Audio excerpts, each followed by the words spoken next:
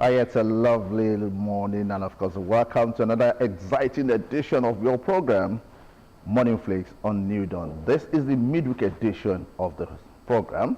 My name is Benga Gokefadjun, and of course, you know I'm not alone. I have my angel with me this morning, my Ebony. How are you doing? Your angel is right here today. Yeah, my first lady. It's really good to have you on set. Look, I'm way excited to So how have are you you here doing this today. morning? Very well. It's another Wednesday morning, and Wednesdays at that time of the week you take out to, you know, reflect on what you have achieved so far for the week. A lot of people start the week, Tuesday, from Monday, Tuesday, Wednesday. It's the midweek. Exactly. So people go back to look at those goals and say, okay, what have I achieved for this week? And if I haven't, you still have Thursday, Friday, Saturday, Sunday, as the case may be. Sunday is the beginning of another week. People still have goals on Sunday. But nevertheless, that's on the welcome note. Today is January 15th, and yes, on the calendar, it's a day for remembrance. The Armed Forces Remembrance Day, also known as the Remembrance Day. It's a day observed in Nigeria to commemorate the service of the Nigerian Armed Forces, and also to honor the veterans of, the fallen heroes. The fallen heroes, and that's why you see us. We've been wearing this emblem for for days now. And today marks it. All over the country, you see a lot of celebrations in churches, public places, just to commemorate our armed forces and to show that, you know what, we honor all that you do. Thank you for being part of our lives and, discharging your duties, as well as the fallen heroes. We were saying Happy Remembrance Day to everyone out there, every armed forces, and maybe we could just observe 30 or 10 seconds silence, for our fallen heroes. Yes, it's a very good thing we need to do, and we always need to pay our homage to the armed forces who are fallen, by the way, alongside discharging their duties. His Excellency said it on Sunday in his speech that the families of the fallen heroes will be well taken care of. So, may our soul continue to rest in perfect peace. Amen. So, today, as usual, we have our lineup and we have the weather situation. So, let's take off from there. Then we'll go to our own Dominic that is standing by. Of course, take us through and he's smiling. the news this morning. So, let's take the weather focus for today, and of course, we'll be back.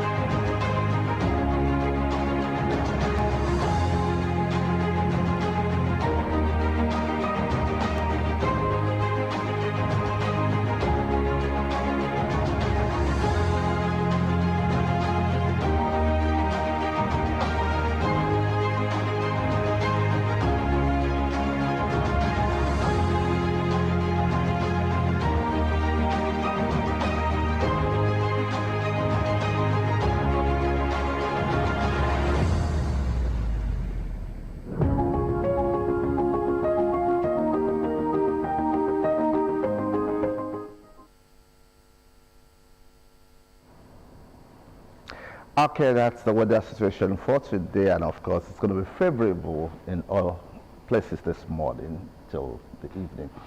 So let's go straight to Dominic, and of course let's know what we have in the news this morning. Dominic, how are you today?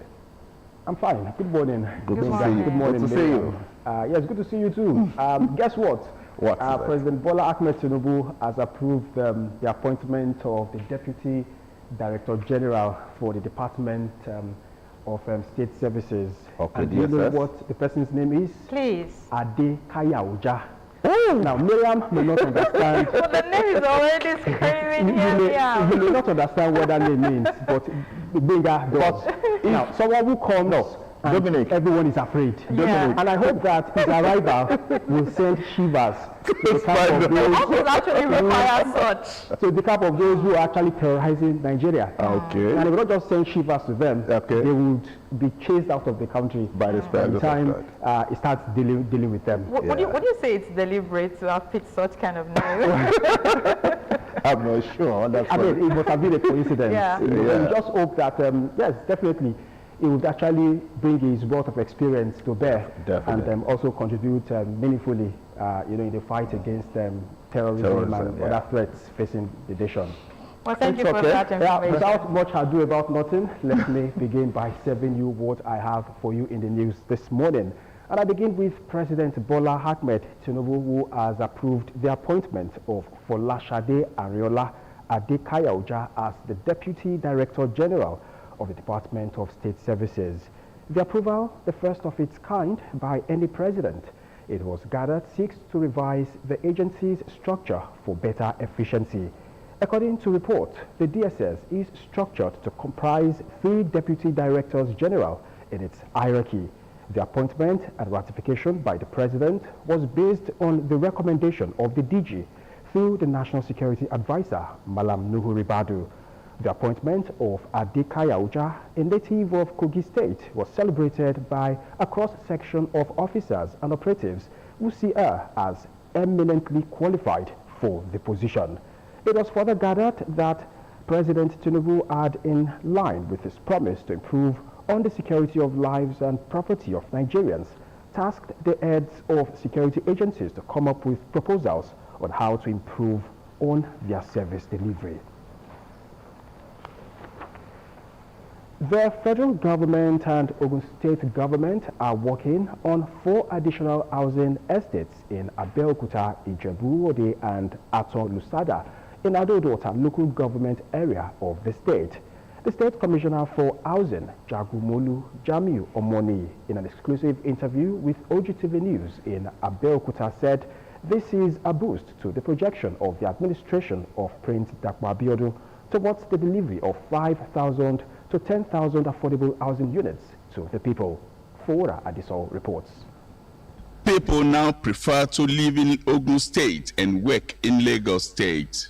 It used to be a backwater state, sleepy and devoid of scenery. Now a secure, huge industrial and construction site with prosperous, enduring landscape full of activities and assurance for a better tomorrow. Ogun State is adjudged as one of the safest to live, and that is because the government of President Dakwa Abiodun takes much interest in the safety of life and properties of our people.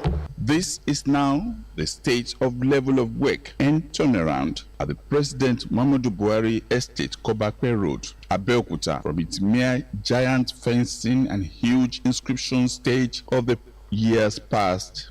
155 stand-alone duplexes are now on the site, complemented by the state-of-the-art equipment with sales already ongoing. While our houses, the carcass is going, two-bedroom carcass expandable unit is going for about 15-16 million today. The federal government says they are owned for about 22 million.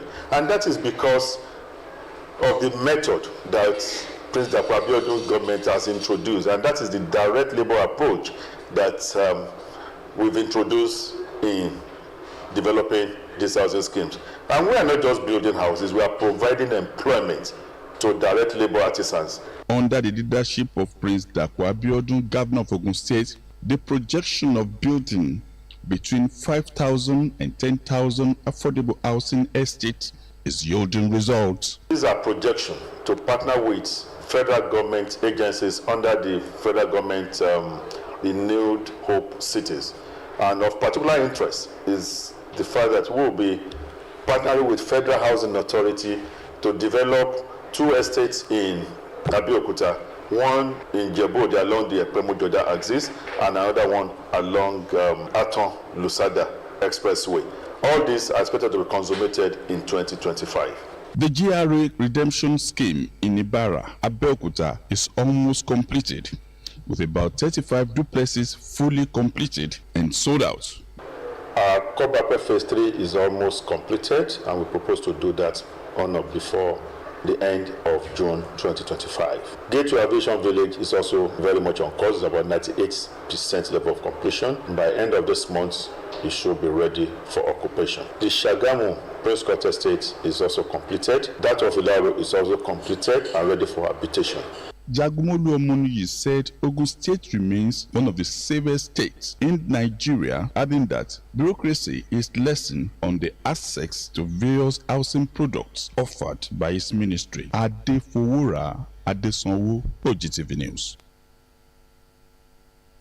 There is need for effective policies to sustain the vision of the founding forebears of civil service and chart a new roadmap for improving the efficiency of public and civil service. This was the submission of the Ogun State Head of Service, Mr. Kende Onosoya, some retired heads of service and permanent secretaries, while expressing their views on retooling the service for optimal productivity. In this special report, they went down memory lane in comparison to the core values upheld in civil service then and now. Margaret Okunola reports. The civil service, as constituted from inception, remains the lubricant to oil the wheel of governance, as workers ensure day-to-day administrative progression of government. With prerequisite credentials, civil servants have conscientiously pursued this constitutional responsibility with attendant results to show for it.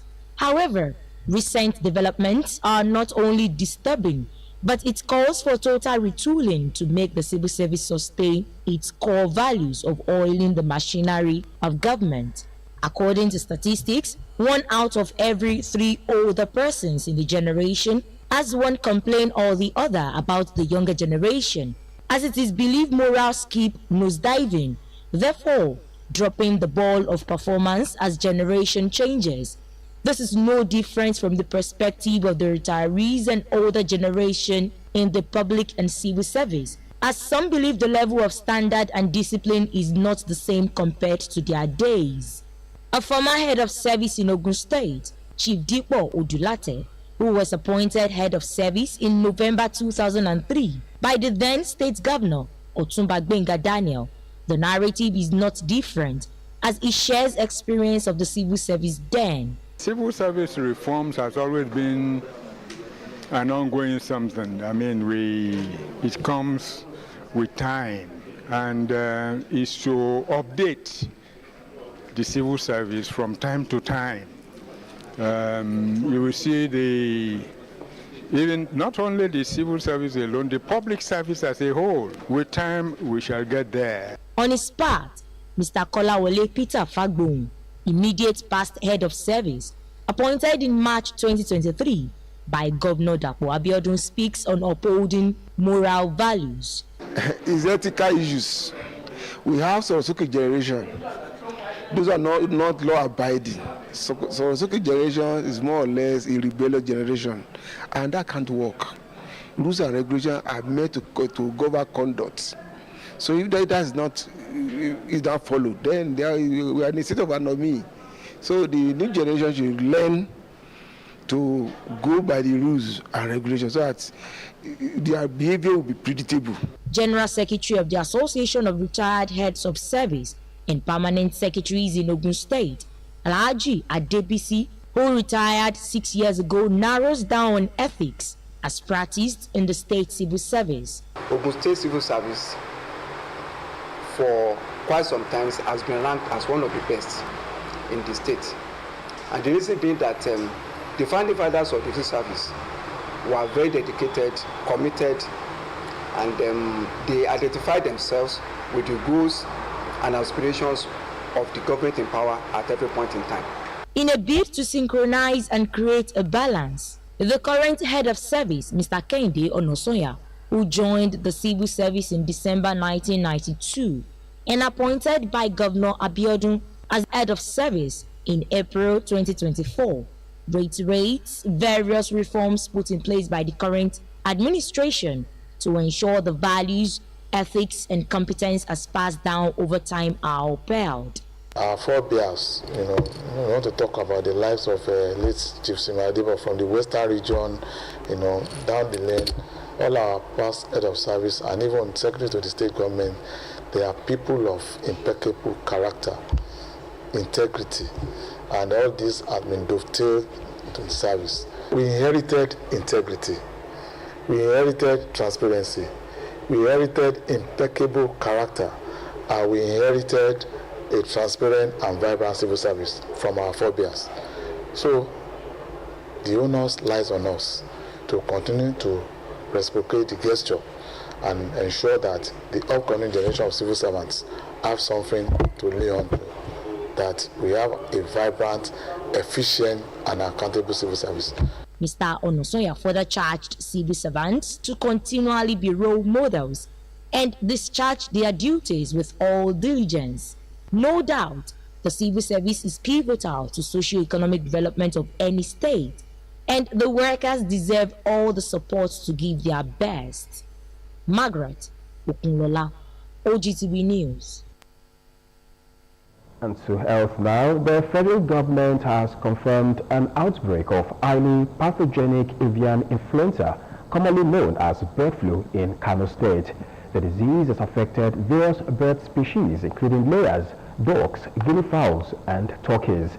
In a circular by Dr. Taiwo Olasoji on behalf of the Chief Veterinary Officer of Nigeria, authorities raised concerns over the heightened risk of the disease spreading, particularly during this period.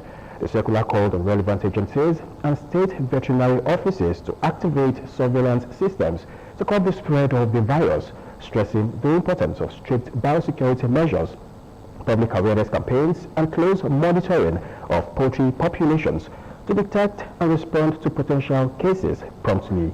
Providing further insight, the chairman of the Poultry Association of Nigeria, Kano State Chapter, Dr. Usman Gwazo, recounted an initial case that raised alarms. And that's the news. Many thanks for watching. The rest of the program continues. Enjoy.